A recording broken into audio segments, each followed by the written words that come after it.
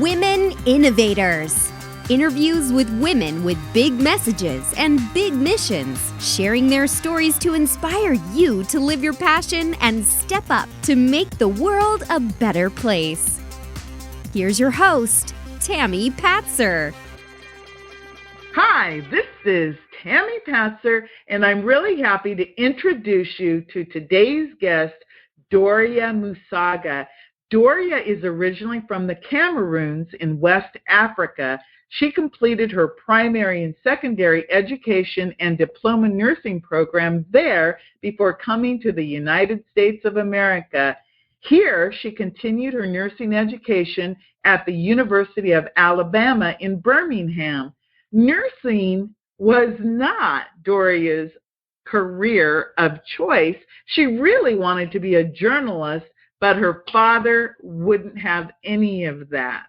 So after nursing school, Doria moved to Washington, D.C., where she knew plenty of people from West Africa, and she got a job at one of the major teaching hospitals. While practicing bedside nursing, Doria also taught nursing students at two schools in the D.C. area. About 12 years ago, Doria decided to implement her retirement plan and satisfy the need, the big desire she had to be her own boss, and she created a non-medical home health care agency, and she says it's been a major learning experience. In addition to her life-changing experiences, the illness and passing of her oldest daughter 4 years ago reinforced Doria's primary beliefs about life as we know it, why we are here, and why it's important, and what we should be doing on a daily basis. While this chapter of her life was extremely bittersweet, and she's not quite sure where the sweetness is at this moment, she does know that with unwavering faith and her Christian base, that life is still good. Welcome, Doria.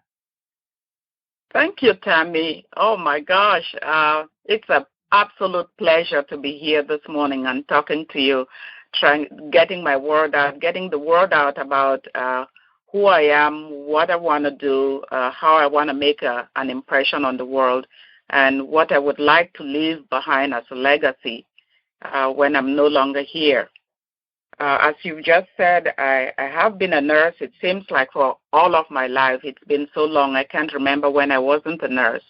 And even though I said my father made the decision for me to become a nurse, he must have known something I didn't know, because at heart I am a caregiver. And that shows through everything I've done up to this point. Well, you know what? It's really interesting because journalists are people who care a great deal about getting the word out. So even though maybe that wasn't the direction your father decided, because he saw in you that heart and that care, and of course he probably knew what you didn't know, is that the caregiving industry, in terms of being able to support you in a much better way long term, was probably better than journalism at that moment in time. So you can actually thank your father, because today you can be a citizen journalist a lot easier than you could years ago. But that's, think about it. Now you can spread the word and fulfill that reporter in you today easier than ever. So I think, Doria, that your dream of being a journalist and also having the medical background is actually something that you're going to find is well within your reach. So tell me more about what brought you to this point in your journey with what you're doing today and how you want to help people. So let's kind of look at, into the crystal ball. How do you see the world? Because I read so much. Again, the reason I wanted to become a journalist was because I think I read all the books in the library when I went to high school. But I read and I listen to people and I listen to motivational things. I really, even in the car, do not listen to the regular stuff that people listen to. And so my children just kind of had to get used to it. Luckily, today they have the little plugs they put in their ear and have little devices so they can ignore me and ignore what's on the radio or what's playing on my CD player. But the reason I am where I am today, and I'm currently really just trying to build wealth, get the word out that I'm a wellness consultant and that I did nursing for over 30 years, which really makes me a little older than most people. But I did nursing for over 30 years. I worked with people who were caring, who wanted to make life better for other people. But at the end of the day, they basically went home tired, feet were sore. I know I had the calf muscles were hurting. My older daughter, who passed away with leukemia, actually 1 year bought me the foot massager. The thing you soak. 1 year was the massager, the next year was the foot soak. Because after 12, 14 hours of running around in the hallways and getting older, I would come home and my feet would ache. And so I have that experience. I know what it is. I know what it is for mothers. For the most part, most nurses are women who have children, who have another life outside of the hospital, outside of taking people from one point in their illness spectrum to the other, to a wellness area. I know what it is like. And so for me, after also taking care of my daughter, I thought, how could I help other people? What impact could I have? How about telling nurses, this is not the only way to build wealth. You don't have to work 16 hours, 18 hours, which is really normal for a nurse to do. You don't have to do that until your old age, until you fall apart, and then wait on that little pension that is coming to you, that there are other ways of doing this. And that's why when I said my retirement plan, I was putting my retirement plan into action.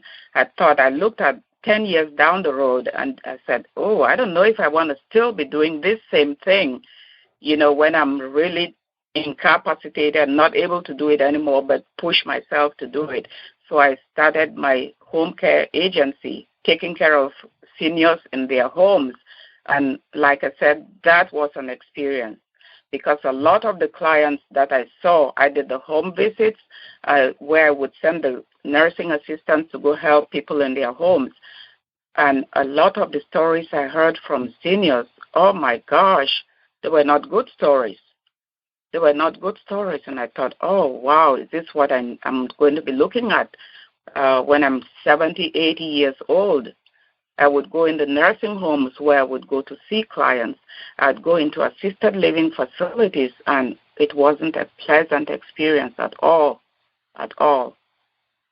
And that's for many reasons, some of which I absolutely could not do anything about. I can't do anything about. Part of it is a cultural thing. Part of it is the fact that the children grow up and they leave, and so you're here by yourself. There were so many things, but I thought, like I said, this was life-changing. And then you have to find somebody to take care of them who is not a family member. There was so much going on. And so where I am today is just trying to create wellness and wealth. Those two go together. They absolutely go together. And people say, oh, will money make you happy? Oh, I was listening to Jack Canfield yesterday, and he said, will poverty make you happy? That he answered the question with a question. Will poverty make you happy? Absolutely not. If you have money, then you have a better chance of being happier than being poor. And if you have money, then you can help other people. Should be the bottom line. It shouldn't be trying just to amass money, but having the money so you can help others. I think you're absolutely right about that because, people equate wealth and riches with money, But in fact, wealth and riches and abundance, it's a whole bunch of things. It's the mind, body, spirit. It's, the fulfillment. And like you said, money is a representation of that. And if you do not have enough money and you're only in survival mode, how can you help others?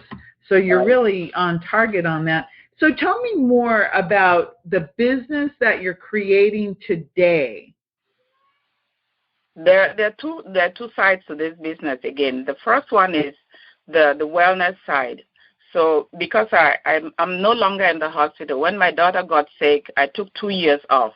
That was just an absolute blessing. She had leukemia, and I spent half of the 2 years, or more than half, at Johns Hopkins. So I was able to stay at the bedside. When somebody passes away, there's so much the baggage that comes up with that. Did I do the right thing? And you blame you, and the video just plays over and over. But anyway, I was able to take 2 years off and just spend time with her. Not that it made it any easier when it happened, but I'm glad I was able to do that. Not many people can do that. Not too many people can do that. And so one of the things that I want to do is start a nonprofit in her. Actually, it's already started in her name. But the other side is that I want to start a wellness side to this. I said two sides, the wellness and the wealth. The wealth is building wealth on the internet. The wellness is starting, like you say, on the internet is easier now for maybe my journalist longings would come through, and I can write articles. I can interview people who have ideas about how to make your life, how to physically improve your life, emotionally improve your life. So it's a two-pronged attack. I'm doing the wellness and the wealth building, both of them on the internet. And if I need to, I would do hands-on stuff. That kind of limits you. I love hands-on, but there's only so many people you can affect doing hands-on. And so I want to do that. That's what I'm planning to do. So when you talk about hands-on, what are you teaching people to do? The hands-on, it's something like having, face-to-face meetings with people.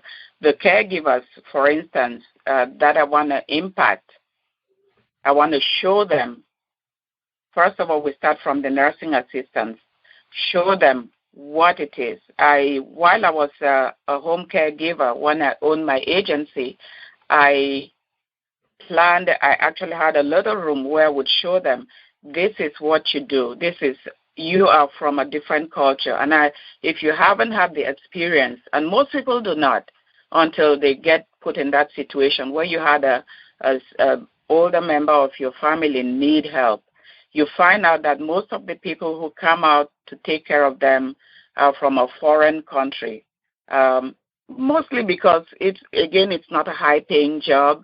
It's one of the things they can do. They need compassion, but they also need some cultural skills. The food they eat. If somebody gets up in the morning and you're living in with them and you need to fix them breakfast, probably what those people eat for breakfast is not what their clients eat for breakfast. So what my thing to do was teach them, this is how you prepare a sandwich. This is how you do an omelet. This is how, just hands-on basic stuff. This is how you make a bed. This is how you talk to somebody. You smile at them. There are lots of cultures where smiling is just not, you smile at somebody and thinking, why are you smiling at me?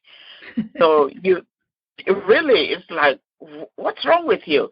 But hospitality, they're just cultural things, little nuances that make all the difference. Those are things but now I'd be able to hopefully use the internet, do videos, do training videos, so that everybody doesn't have to come to me. I don't have to just have an impact in my immediate, the area in which I live right now. I have an accent, and when I listen to some people, now I listen to a lot of stuff on the internet. I do a lot of learning on the internet. And the people who say, oh, don't worry about that, because some of them have accents that are worse than mine. So not worse. I mean, I didn't mean that worse by as worse, but stronger. And, you have to really listen to say, what are they trying to say? What are they saying? And it's the same problem I had with my clients. I'd go see people who are 90 years old. I can't understand what she's saying. I understand that. I absolutely understand that. So this is the training. These are the kinds of things I would like to do, hands-on training, showing people how to do. But then today we have the internet where you can do hands-on training by doing YouTube videos. I want to tell people you can do this. This is how you do it. And step by step by step. I've taken the past few years since my daughter passed away to really sit here and just look at the internet. Sometimes it takes me an hour to do what it takes a young person 10 seconds to do. And I have my other daughter is 20. And I'd say, can you show me this? It's done. And I said, I don't know. What did you do? What did you do? Oh, and, the patience is not there. So maybe at my age, I have a little bit more patience, and I can say 1, 2, 3, 4. This is how you do it. I'm listening, and I'm thinking, wow.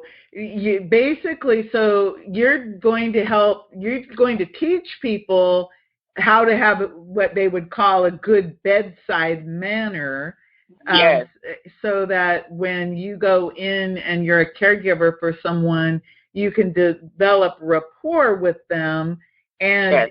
and understand some of the cultural differences, because obviously in the United States, normally if you're pleasant and you smile at someone, that's taken as a positive sign. Right. And knowing how to do the basics of cooking somebody a good, healthy, nutritional breakfast that tastes good, and everything is really good. And I think you're absolutely right. Using video, using audios, and using the technology available today is something that even if you don't have really good, let's say, typing skills, because of your ability to make videos, for example, on Facebook Live, and I just saw that you can do Twitter Live now. Oh.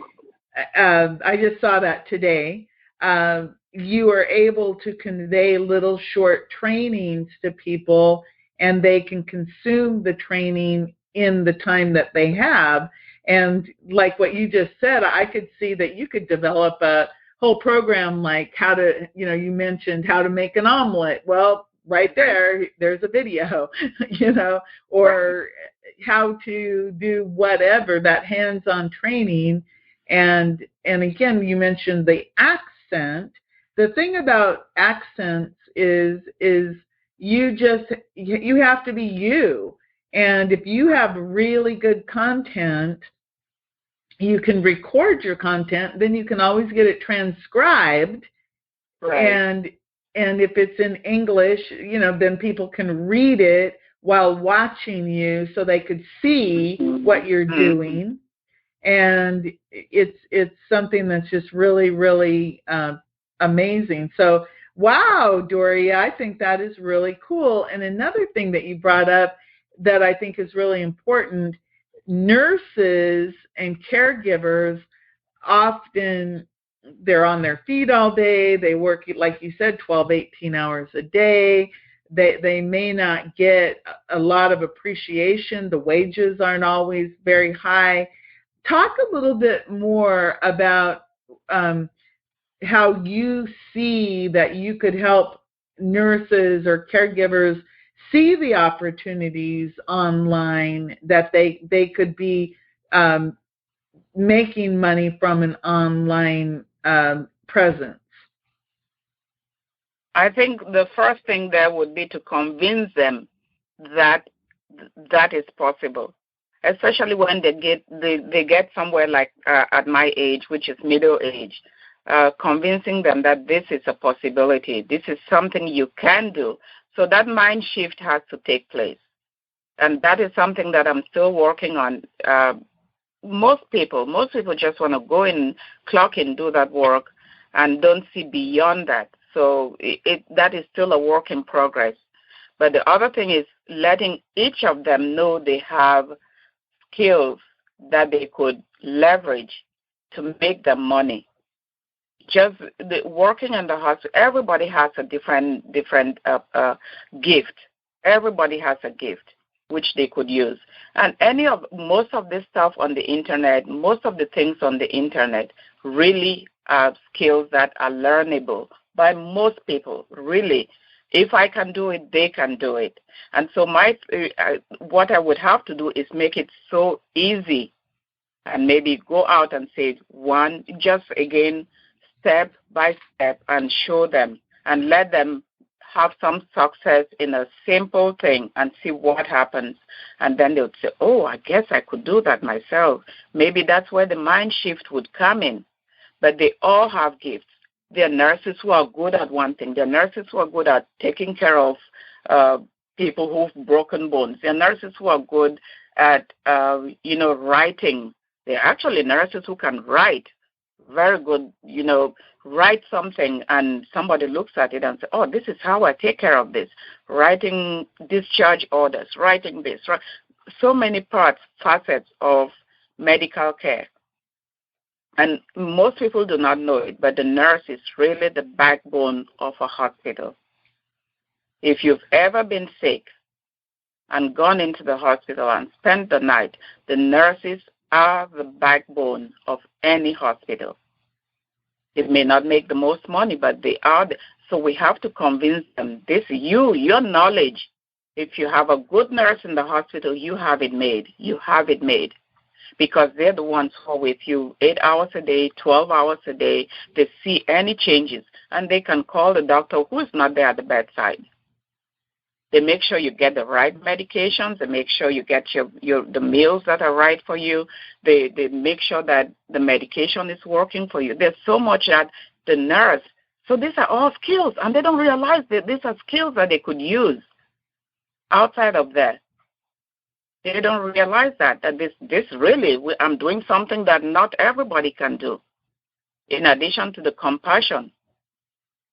Those are things that they can do. So my job here is really to try to convince them that these are marketable skills. And marketing is not a bad word. It's not a bad word at all. You're absolutely right. And I think that what you just described, all of those transferable skills, think about it. You just said if someone is really good at writing up discharge orders, that means that they would be really good at writing out step-by-step guides to doing things, that they would be able to do step-by-step training videos, just like what you're talking about. And if they have a passion that may include health or maybe not, it could be applied to any topic, and they can transfer those skills. So I can really see, Doria, how you can help people basically connect the dots on how they can take those nursing and caregiving and compassion skills and turn them into anything that they might choose to do, because there are unlimited opportunities in the online world, because we're operating in a global economy and the internet opens the door to so many opportunities.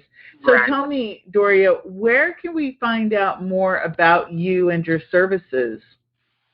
I have two websites. One of them is growyourwealthonline.com. It's very, very simple, easy to remember. growyourwealthonline.com.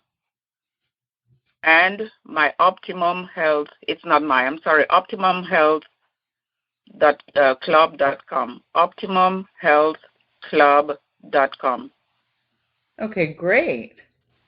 Well, everyone, growyourwealthonline.com and optimumhealthclub.com for Doria. Well, thank you so much. I really appreciate all the time you took, and And I love your vision and the fact that you are a nurse and you have all of that experience. And I know that many nurses and doctors, even people in the medical profession, they are looking for someone to help them transition from the day-to-day grind. 12, 18-hour days is not the way most people want to spend. Like you said, you did it for more than 30 years, and it was like there has to be more. And you discovered that, yes, there is more, and that you can transfer all those skills. So thank you so much, Doria, for sharing today. Oh, I do thank you so much for taking your precious time and interviewing me. I want to say also that my goal is to be an inspiration to others, to be a good parent, to be happy and at peace. And happiness, of course, comes from the inside. And to be just a friend and be an example to others. Thank you so much, Tami, for taking the time. I really appreciate that. And you are a true inspiration and woman innovator. This is Tami Patzer. Go make it a beautiful day. You've been listening to Women Innovators with Tami Patzer. To learn more, please go to womeninnovatorsradio.com. And please do subscribe and share to spread the big messages and big missions to change the world.